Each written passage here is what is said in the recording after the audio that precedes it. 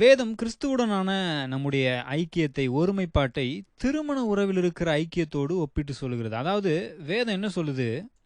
கிறிஸ்துவுடனான நம்முடைய ஐக்கியம் சில விதங்களில் கணவன் மனைவினிடையே இருக்கிற திருமண உறவை போன்று, திருமண ஐக்கியத்தை போன்று இருக்கிறது என்று வேதம் சொல்லுகிறது. One of the classic texts on this is Ephesians chapter 5, and let me read from verse 29. For no one ever hated his own flesh, but nourishes and cherishes it, just as Christ does the church, because we are members of his body. Verse 31. Therefore a man shall leave his father and mother and hold fast to his wife, and the two shall become one flesh. This mystery is profound, and I am saying that it refers to Christ and the church. இதுக்கு ரொம்ப ஒரு கிளாசிக்கான ஒரு வசன பகுதி பார்த்தீங்கன்னா, எபேசியர் 5வது அதிகாரத்தில் அது இருக்குது. அதில் 29வது வசனத்தை வாசிக்கிறோம் பாருங்க. தன் சொந்த மாம்சத்தை பகைத்தவன் ஒருவனும் இல்லையே, கர்த்தர் சபையை போஷித்து காப்பாற்றுகிறது போல ஒவ்வொருவனும் தன் மாம்சத்தை போஷித்து காப்பாற்றுகிறான். 31வது வசனம். இது நிமித்தம் மனுஷன் தன் தகப்பனையும் தன் தாயையும் விட்டு தன் மனைவியுடன் இசைந்து இருவரும் ஒரே மாம்சமாய் இருப்பார்கள். இந்த ரகசியம் பெரியது. நான் கிறிஸ்துவை பற்றியும் சபையை பற்றியும் சொல்லுகிறேன். The main subject here is marriage. How a husband should behave, how a wife should behave, and so on. Paul is teaching the believers in Ephesus about this. So he's talking about husbands and wives. Suddenly in the middle, Paul starts talking about the union between Christ and the church. And he says, that this husband and wife union points to that union. இங்கே குறிப்பாக பார்த்தீங்கன்னா, அந்த திருமணத்தில் கணவன் மனைவி உறவு குறித்து சொல்லி வருகிறார். கணவன் எப்படி இருக்கணும், மனைவி எப்படி இருக்கணும் அப்படின்றத குறித்து சொல்லிட்டு வர்றாரு. அப்படி சொல்லிட்டு வரும்போது, இந்த நிருபத்தில் எபேசிய நிருபத்தில் அதை பற்றி சொல்லிட்டு வரும்போது, திடீர்னு கிறிஸ்துவை பற்றியும் சபையை பற்றியும் பேச ஆரம்பிக்கிறார். We think he's talking about husband and wife, and he says this mystery is profound, but he says it refers to Christ and the church in verse 32. நாம் என்ன நினைக்கிறோம், இதை ஏதோ திருமண உறவை பற்றி, கணவன் மனைவி உறவை பற்றி சொல்லிட்டு இருக்கிறாரு அப்படின்னு நினச்சிட்டு இருக்கிறோம். அவர் திடீர்னு என்ன சொல்கிறாரு? இந்த ரகசியம் பெரியது, நான் கிறிஸ்துவை பற்றியும் சபையை பற்றியும் சொல்லுகிறேன் அப்படின்னு 32வது வசனத்தில் சொல்கிறார். The point is, there is some kind of similarity between the believer's union with Christ on the one hand and the marriage union between a husband and wife. Because there is that similarity only, Paul cannot but think of the believer's union with Christ, the church's union with Christ when he's talking about husband and wife. இங்கே விசுவாசிக்கும் கிறிஸ்துவுக்கும் இருக்கிற அந்த உறவுக்கும் கணவன் மனைவி உறவுக்கும், அந்த திருமண உறவுக்கும் ஒரு ஒற்றுமை இருக்குது பாருங்க. அதனால தான் கணவன் மனைவி உறவை பற்றி பேசிட்டு வரும்போது சபைக்கும் கிறிஸ்துவுக்கும் இருக்கிற அந்த உறவை குறித்து அவரால் நினைக்காம இருக்க முடியல. அதனால அதை பற்றி பேசுகிறார். Not only in this one passage we see the same imagery, the same picture of the church as the bride of Christ in many other passages of the New Testament, like Revelation 19:7, Revelation 22:17. வேதத்தில் இந்த ஒரு இடத்துல மட்டும் இல்லை பாருங்க, பல்வேறு இடத்துல இந்த திருமணம், இந்த கணவன் மனைவி உறவு அப்படின்ற அந்த ஒரு எடுத்துக்காட்டானது, இந்த மாதிரியான ஒரு வர்ணனை பல்வேறு இடத்துல வேதத்தில் புதிய ஏற்பாட்டில் பயன்படுத்தப்பட்டிருக்கிறது. குறிப்பாக பார்த்தீங்கன்னா, வெளிப்படுத்தின விசேஷம் 19:7, வெளிப்படுத்தின விசேஷம் 20:17 வசனங்கள்லாம் பார்த்தீங்கன்னா அங்கே சொல்லப்பட்டிருக்கிறது. So in other words, the Bible itself is pointing to the marriage union and telling us to look at that and learn some things about our union with Christ. அப்போ வேதம் பார்த்தீங்கன்னா, அந்த திருமண உறவில் இருக்கிற அந்த காரியத்தை பார்த்து அதன் மூலமாக கிறிஸ்துவுக்கும் நமக்கும் இருக்கிற அந்த உறவு, அந்த ஐக்கியம் எப்படி இருக்கிறது என்பதை கற்றுக்கொள்ள சொல்கிறது.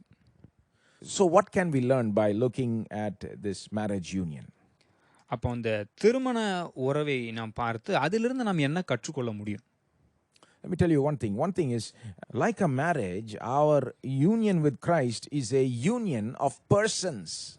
It's a union of persons.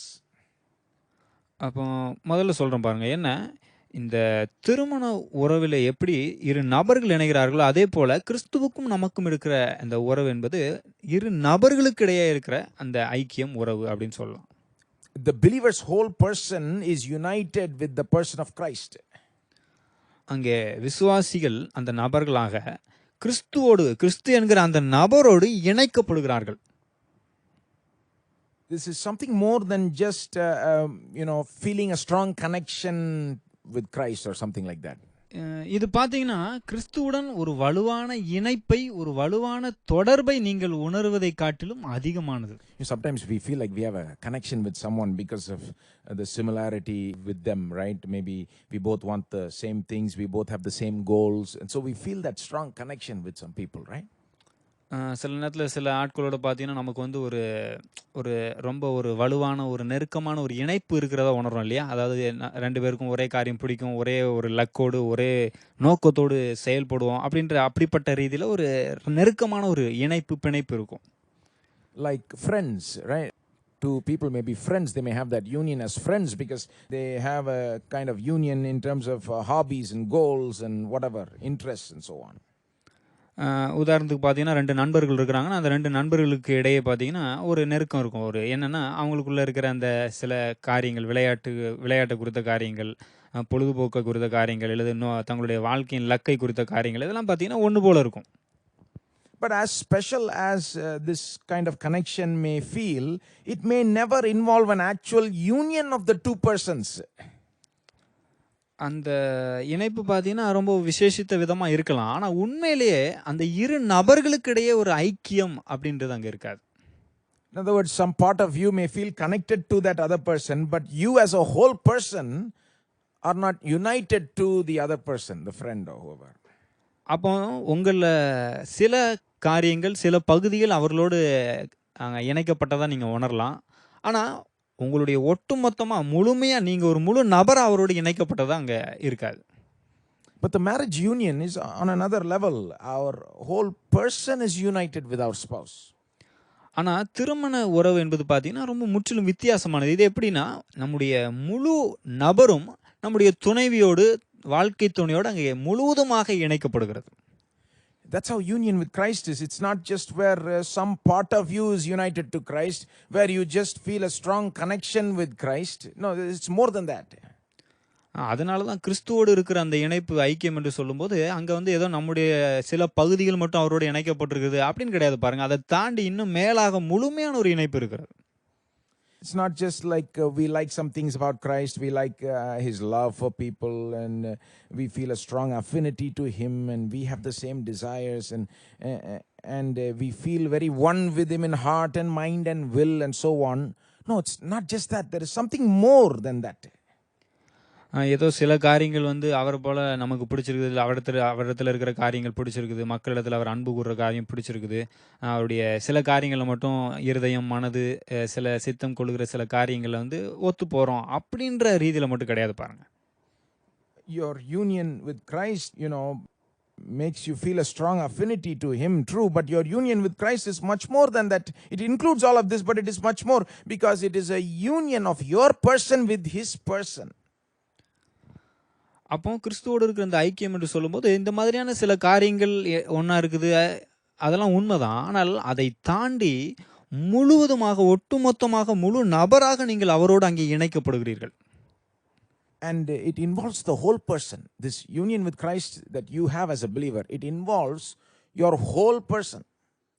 அப்போ கிறிஸ்துவோடு இருக்கிற இந்த ஐக்கியம் என்று சொல்லும்போது, அங்கே அந்த உங்களுடைய ஒட்டுமொத்த முழு நபரும் அங்கே இணைக்கப்பட்டிருக்கிறது. அந்த ஒட்டுமொத்த நபரையும் உள்ளடக்கியதா இருக்கிறது. See, even marriage, right? It involves the whole person.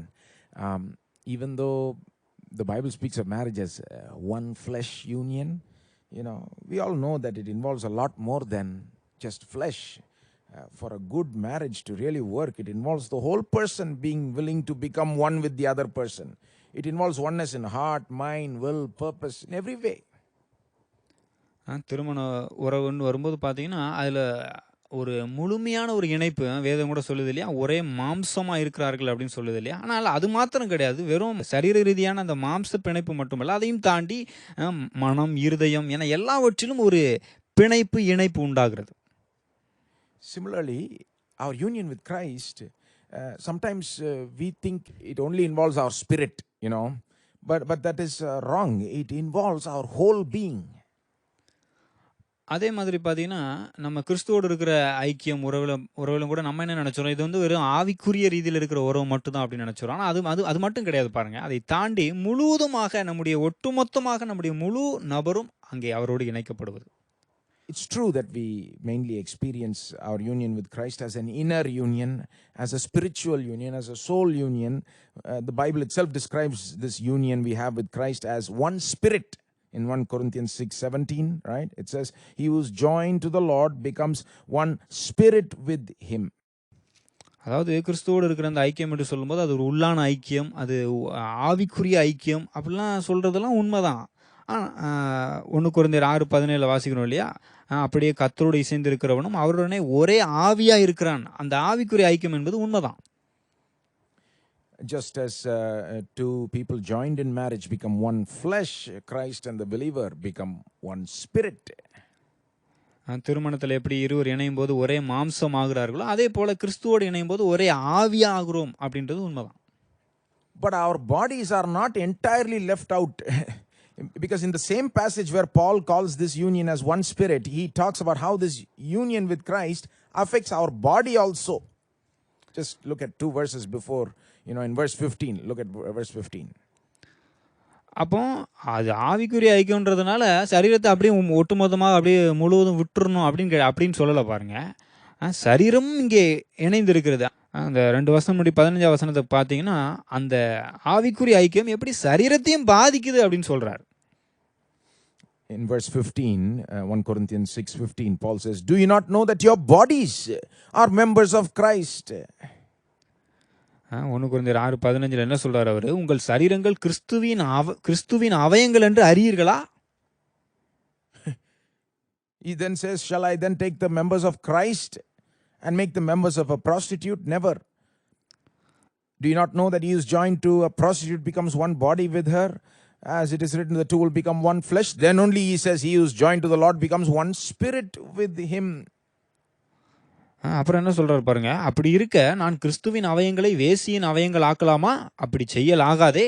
அதுக்கப்புறம் சொல்றாரு, வேசியோடு இசைந்து இருக்கிறவன் அவளுடனே ஒரே சரீரமாக இருக்கிறான் என்று அறியீர்களா? இருவரும் ஒரே மாம்சமாக இருப்பார்கள் என்று சொல்லி இருக்கிறதே அப்படின்னு சொல்லிட்டு அப்புறம் தான் சொல்றாரு, அப்படியே கர்த்தரோடு இசைந்து இருக்கிறவனும் அவருடனே ஒரே ஆவியா இருக்கிறான் அப்படின்றார். He's saying your bodies are members of Christ. Yeah, you are one spirit with Christ, but in some way your body is also caught up in this union such that your bodies are members of Christ, so that you cannot do whatever you want with your body anymore. Your body is for the Lord. உங்கள் சரீரங்கள் கிறிஸ்துவின் அவயங்களா இருக்குது அப்படின்றாரு. என்ன சொல்றாரு, நீங்கள் கர்த்தரோட அங்கே ஒரே ஆவியா இருக்கிறீங்க அப்படின்னு சொல்லிட்டு அதோட விட்டுறல பாருங்க. உங்களுடைய அப்படி சொல்றதுனால உங்க சரீரம் கிடையாது. உங்களுடைய சரீரம் கிறிஸ்துவினுடைய அவயங்களா இருக்கிறது. அதனால உங்க சரீரத்தை வச்சு நீங்க என்ன வேணா பண்ணலாம் அப்படின்னு யோசிக்க கூடாது. இது கிறிஸ்துவின் அவயமா இருக்கிறதுனால அவருக்கு என்ன விருப்பமோ அதைத்தான் செய்யணும். The point is, no part of your being is left out, unaffected by this union. Everything is affected by this union. Your whole person, whole being is involved. அப்போ உங்களுடைய ஆழ்த்துவத்தின் ஒரு காரியமே இங்கே விட்டுவிடப்படலை பாருங்க. நீங்கள் முழுவதுமாக ஒட்டுமொத்தமாக அவரோடு இணைக்கப்பட்டிருக்கிறீர்கள் அப்படிதான் சொல்லப்படுது. Since I have been emphasizing that our whole person is united with Christ and so on, I don't want you to get the wrong idea and go overboard and have certain false ideas about this union. So I want to clarify some things. நாம் முழு நபராக ஒட்டுமொத்தமாக அவரோடு இணைக்கப்பட்டிருக்கிறோம் அப்படின்னு சொல்லும்போது அதை குறித்து தவறான விதத்தில் தவறான கருத்துக்கு போயிடக்கூடாது பாருங்க. ஏன்னா இதை குறித்து சில தவறான கருத்துக்களும் இருக்கிறது. Let me tell you some of those false ideas. அதை குறித்து இருக்கிற சில தவறான கருத்துக்களை சொல்கிறேன் பாருங்க. Sometimes people have the idea that since we become one with Christ, we lose our individuality. Our individual existence disappears into his. Our individual identity is gone because we are joined to Christ. சில நேரத்தில் பார்த்தீங்கன்னா மக்கள் என்ன நினைச்சிடறாங்க, நாம கிறிஸ்துவோடு இணைக்கப்படுறதுனால நம்முடைய தனிப்பட்ட அந்த அடையாளமே நாம ஒரு தனி நபர் அப்படின்ற அந்த அடையாளமே இல்லாம போயிருது அப்படின்றாங்க. That's false. அது தவறு பாருங்க. Another false idea is because of our union with Christ, people think we become divine. We become divine. We become God. Because Christ is God, we become God with our union with him. இன்னொரு தவறான கருத்து என்ன அப்படின்னா, நாம கிறிஸ்துவோடு இணைந்ததுனால தெய்வீகமாக மாறிடுறோம், நாமளும் தேவனாவே மாறிடுறோம். ஏன்னா கிறிஸ்து தேவனா இருக்கிற நாம அவரோட இணைஞ்சிட்டோம், அதனால நாமளும் தேவனாவே மாறிடுறோம் அப்படின்ற மாதிரி சொல்லிடுறாங்க. See, all this is wrong. The proper way to think about it is, yes, we are joined to Christ, we become one with Him, but yet we retain our individuality. We never lose our individuality. அப்போ இந்த மாதிரியான கருத்துக்கள்லாம் தவறு பாருங்க. ஏன்னா, நாம கிறிஸ்துவோடு இணைகிறோம், அவரோடு ஒன்றாக ஆகிறோம் எல்லாம் உண்மைதான். ஆனால் அதே நேரத்தில் நாம் அவரோடு இணைந்தாலும் நாம தனிப்பட்ட ஒரு நபராக இருக்கிறோம் என்பது அது எப்போதுமே தொடர்ந்து இருக்க தான் செய்கிறது. And we never become divine. We remain human. நாம தேவனா மாறிறது கிடையாது, நாம மனிதர்களாகத்தான் இருக்கிறோம். But it is true that we do change and transform and improve through this union, so that the result is we become more fully human than before. அப்போ இந்த ஐக்கியத்தின் மூலமாக இன்னும் மாற்றம் உண்டாகி, அதாவது நம்ம எப்படின்னா ஒரு முழுமையான ஒரு மனிதனாக மாறுகிறோம். முன்னாடி இருந்ததை காட்டிலும் முழுமையான ஒரு மனிதனாக நாம் மாறுகிறோம். Man without Christ is less than human. You know that? மனுஷன் கிறிஸ்து இல்லாமல் மனிதன் ஒரு அந்த மனிதன் என்ற நிலையை காட்டிலும் கீழான நிலையில் தான் இருக்கிறான். You see, because God, when He created man in the beginning, He created him in His image and likeness. தேவன் மனிதனை ஆதியிலே படைக்கும் பொழுது அவருடைய சாயலும் அவருடைய ரூபத்தின்படியும் சிருஷ்டித்தார். But man lost the glory of that image because of sin. ஆனால் மனிதன் தன்னுடைய பாவத்தின் நிமித்தமாக அந்த மகிமையான சாயலை இழந்து போனான். Now, through our union with Jesus Christ, who is fully God, fully man, He is the perfect image of God. Through our union with Him, what happens is there is a process of transformation by which we become more fully human. அப்போ நம்ம இங்கே கிறிஸ்துவோடு இங்கே இணையும் போது அவர் முழுவதும் தேவனாக முழுவதும் மனிதனாக இருக்கிறார். அவர்தான் தேவனுடைய பூரணமான சாயலாக இருக்கிறார். அவரோடு நம்ம இணையும் போது நாம் சரியான ஒரு முழுமையான மனிதனாக மாறுகிறோம், ஒரு முழுமையான மனிதனாக மறுரூபமாகிறோம். We become more the way God always wanted humans to be, in His image and likeness. நாம் எப்படி ஆகிறோம், தேவன் எப்படி விரும்பி நம்மை உண்டாக்கினாரோ அவருடைய சாயலிலும் ரூபத்திலும், அந்த சாயலிலும் ரூபத்திலும் நாம் முழுமையாக மாறுகிறோம். We can even say we become gloriously human, because there is a certain glory that God gives human beings. நாம் ஒரு மகிமையான மனிதர்களாக மாறுகிறோம் அப்படின்னு சொல்லலாம். ஏன்னா அப்படிப்பட்ட மகிமையை தான் தேவன் மனிதனுக்கு கொடுத்திருந்தார். See, again, I think marriage is helpful to understand this, because in marriage you have two different persons becoming one, and yet they never lose their individuality. அப்போ இந்த திருமணம் என்கிற இந்த திருமண உறவு என்கிற இந்த எடுத்துக்காட்டு ரொம்ப உதவியாக இருக்குது பாருங்கள். இந்த திருமணத்தில் ரெண்டு நபர்கள் இணைகிறார்கள். அப்படி ரெண்டு பேர் அங்கே இணைந்தாலும் இருவரும் தங்களுடைய அந்த தனித்தன்மையை, தனி நபர் என்கிற அந்த தனித்தன்மையை அவர்கள் இழந்து போவதில்லை. There is a oneness without any loss of individual identity. அங்கே ஒரு ஒருமைப்பாடு இருக்கிறது. அங்கே ஒன்றாக இணைகிறார்கள். ஆனால் எந்த ஒரு தனிநபர் என்கிற அந்த தனித்தன்மை, அந்த அடையாளத்தை இழந்து போகாமல் ஒரு ஒற்றுமை இருக்கிறது. And in fact, the best marriages bring out the best in each person. Ideally, the marriage should make them better, but it is bringing out the best in them. It is transforming them in a good way and so on. ஆனால் திருமணத்தில் பார்த்தீங்கன்னா அங்கே சிறந்த விதத்தில் அங்கே ரெண்டு பேர் இணையும் போது சிறந்த விதத்தில் அவர்களுக்குள்ளாக இருந்து காரியங்கள் வெளிப்படுகிறது. அவருக்கு சிறந்தவர்களாக மாறுகிறாங்க. அதெல்லாம் இருக்குது. Okay, let me talk about another principle that we can draw from this marriage illustration. இந்த திருமண உறவு குறித்து சொன்னாலே அந்த உதாரணத்தில் இன்னொரு கோட்பாடை எடுக்கலாம். Just as in marriage, our union with Christ is something that's already established once and for all, and yet it is simultaneously something we can always grow into. We can grow in it all the time. திருமண உறவை போலவே கிறிஸ்துவோடு இருக்கிற நம்முடைய உறவானது ஏற்படுத்தப்பட்டிருக்கிறது. நாம் அவரோடு இணைந்து விட்டோம். ஆனால் அதே நேரத்தில் திருமண உறவில் எப்படி இருக்கிறதோ அதே போல் நாம் கிறிஸ்துவோடு இருக்கிற அந்த இணைப்பிலும் ஐக்கியத்திலும் நாம் வளர வேண்டியது அவசியமாக இருக்கிறது. சில காரியங்கள்லாம் வளர்த்தெடுக்க வேண்டியது அவசியமாக இருக்கிறது. Marriage takes place once and for all, right? You get married, that's it, you're married. It's legally established. Once you sign the papers, once you give your vow, right, in the eyes of the law and in the eyes of God, you are married. It's a once and for all established thing. ஒரு முறை நீங்க திருமணம் பண்ணிட்டீங்கன்னா, ஆமா நீங்க திருமணம் பண்ணவங்க தான். எப்போதுமே நீங்க திருமணம் பண்ணின நபர் தானா, சட்டப்படி நீங்க கையெழுத்து போட்டோனே, சட்டப்படி நீங்க திருமண உறவுக்குள்ள நுழைஞ்சிட்டீங்க. நீங்க திருமணமானவர் தான். தேவனுடைய பார்வையிலும் சரி, சட்டத்தின் பார்வையிலும் சரி, நீங்கள் திருமணமானவர்கள் என்று அங்கே அ உறுதி செய்யப்படுகிறது. So in one sense, it's finished. You're married. It's established, and it's that's it. But in another sense, we can always grow in this marriage relationship. There is a room for growth. We grow into it more and more, and as we grow into it, only we enjoy it more and more. ஒரு விதத்துல இந்த திருமண உறவு என்பது அங்கே ஸ்தாபிக்கப்பட்டாகிவிட்டது. நீங்க திருமணத்துல இணைஞ்சிட்டீங்க. ஆனால் இன்னொரு விதத்துல நீங்கள் அந்த திருமண உறவிலே ஒவ்வொரு நாளும் வளர வேண்டியதா இருக்கிறது. அப்பதான் அந்த அதில இருக்கிற நன்மை இன்னும் நல்ல விதத்துல அந்த திருமண உறவை அனுபவித்து மகிழ முடியும். You can grow in your love for your spouse. உங்களுடைய துணைவியை நீங்கள் அன்பு கூறுவதில் நீங்கள் வளர முடியும். You can grow in your understanding of your spouse. உங்களுடைய துணைவியை நீங்கள் புரிந்து கொள்வதிலே வளரணும். You can grow in cooperation and unity and joy and peace and all these things. There is room for growth. இருவருக்கும் இடையே இருக்கிற அந்த ஒரு நல்லிணக்கம், ஒரு இசைவு, சந்தோஷம், சமாதானம் இப்படி எல்லாவற்றிலும் நீங்க வளர வேண்டும். That's how it is with our union with Christ. Our union with Christ is already established once and for all the moment we were saved, and yet we can grow in it throughout our life.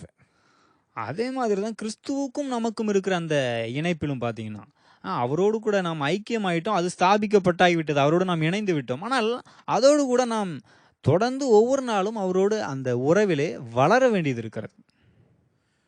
Your union with Christ is already established, legally established, even I would say. In the eyes of God, the supreme judge, he considers your union with Christ as a legal reality.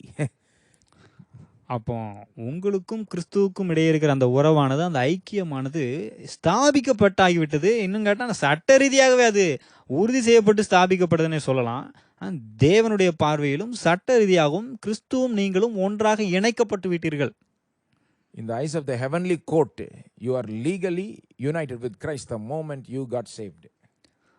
நீங்க ரட்சிக்கப்பட்ட அந்த சனப்பொழுதுல அங்க பரலோக நீதிமன்றமே நீங்க இருவரும் இணைந்து விட்டீர்கள் என்று சட்ட ரீதியா சொல்லிட்டு.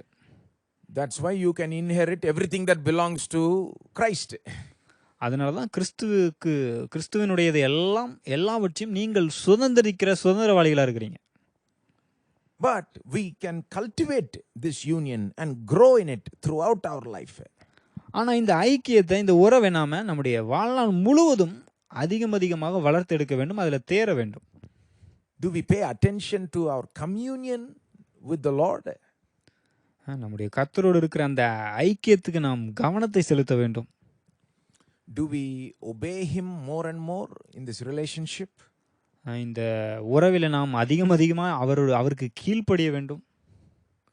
Do we understand him more and more? அவரை அதிகமா நாம் புரிந்து கொள்ள முயற்சிக்க வேண்டும். You see, all these things are up to us. We need to put forth some kind of an effort to cultivate this union we have with Christ, so that we grow in communion, love and obedience and all these things, so that we can enjoy this union more. அப்போ இந்த ஐக்கியத்தை நம்ம இணைந்து விட்டோம். ஆனால் இதில் வளருவதில் நம்மளுடைய முயற்சி இருக்குது பாருங்க. அது நம் சம்மந்தப்பட்டது. நாம் தான் ஒரு பெரிய முயற்சி எடுத்து இதில் இந்த ஐக்கியத்தில், கிறிஸ்துவோடு இருக்கிற அந்த ஐக்கியத்தில் நம்ம வளர பெரிய முயற்சி எடுக்க வேண்டும். அன்பிலும் ஐக்கியத்திலும் கீழ்ப்படிவதிலும் அதிகமாய் வளருவதற்கு ஒரு முயற்சி எடுக்க வேண்டும். அப்பொழுதுதான் இந்த ஐக்கியத்தை நம்ம நல்ல விதத்தில் இன்னும் அதிகமாக அனுபவித்து மகிழ முடியும். So just as in a marriage, when you pay attention to cultivating that relationship you have with your spouse, then only the marriage will flow smoothly. Everything will flow smoothly, right? திருமண உறவில் பார்த்தீங்கன்னா, அங்கே உங்களுடைய துணைவியை நீங்கள் அல்லது துணைவரை நல்ல விதத்தில் புரிந்து கொண்டு அந்த உறவை வளர்த்தெடுக்கும் போது தான் அதில் இருக்கிற காரியங்களை அவங்களோட நல்ல விதத்தில் வாழ முடியும். நல்லிணக்கத்தோட நல்ல விதத்தில் வாழ முடியும். அதில் இருக்கிற நன்மையை அனுபவிக்க முடியும் இல்லையா? People often make the common mistake of just trying to use the spouse, right? Use them for whatever they can give them. But then, you see, when we take that route, we'll end up not receiving much from our spouse, The marriage is affected. What we benefit from the marriage is affected. Everything is affected. But if we take the alternate route of not just using them, but actually paying attention to them, loving them, and honoring them, and so on, that's when we can benefit from the union itself more. திருமண உறவில் பார்த்தீங்கன்னா சில மக்கள் பார்த்தீங்கன்னா தங்களுடைய துணைவியோ அல்லது துணைவரையோ பயன்படுத்திக்கிறாங்க, தங்களுக்கு சாதகமாக சில காரியங்களை பயன்படுத்திக்கிறாங்க. ஆனால் அப்படி போகும்போது பார்த்தீங்கன்னா அந்த ஐக்கியத்தில் அதெல்லாம் வளராமல் சரியான விதத்தில் அந்த உறவுக்கு முக்கியத்துவம் கொடுக்காம விட்டோம்னா அதில் இருக்கிற நன்மையும் நாம் பின்னாடி இழந்து போக வேண்டியதாயிரும். ஆனால் அதை விட அவரிடத்துல என்ன பெற்றுக்கொள்ளலான்றதை விட்டுட்டு அந்த ஐக்கியத்துக்கு கவனத்தை செலுத்தி அவரை புரிந்து கொள்ள முயற்சி எடுக்கும்போது, அந்த துணைவரை அல்லது துணைவியை புரிந்து கொள்ள முயற்சி எடுக்கும்போது அந்த ஐக்கியத்தையும் நல்லா அனுபவிக்கலாம், அதுலேருந்து வருகிற எல்லா பலாபலங்களையும் நம்ம நல்ல விதத்தில் அனுபவிக்க முடியும். As believers, if we would only pay more attention to the one we are united with, Christ himself, if he is more our focus than just what he can give us, if we make him the focus of our lives more and more, guaranteed we will enjoy the benefits of this union more and more. We will enjoy love and peace and joy and victory and everything that we can ever want. அப்போ நாம் கிறிஸ்துவோடு விசுவாசிகளாகி நாம் கிறிஸ்துவோடு இங்கே இணைக்கப்பட்டிருக்கிறோம் இந்த உறவிலே. அப்போ நாமும் அவருக்கு முக்கியத்துவம் கொடுக்க வேண்டும், அந்த ஐக்கியத்துக்கு அந்த உறவுக்கு முக்கியத்துவம் கொடுத்து அவரை கவனிக்க வேண்டும், அதை புரிந்து கொள்ள வேண்டும். அப்பொழுது அவரிடத்துல நாம் அவரோடு இருக்கிற அந்த ஐக்கியத்தை நல்ல விதத்தில் இன்னும் அதிகமாக அனுபவிக்க முடியும். அன்பு, சந்தோஷம், வெற்றி, ஜெயம் என்று அதன் மூலமாக வருகிற மற்ற எல்லாவற்றையும் நல்ல விதத்தில் அனுபவிக்க முடியும்.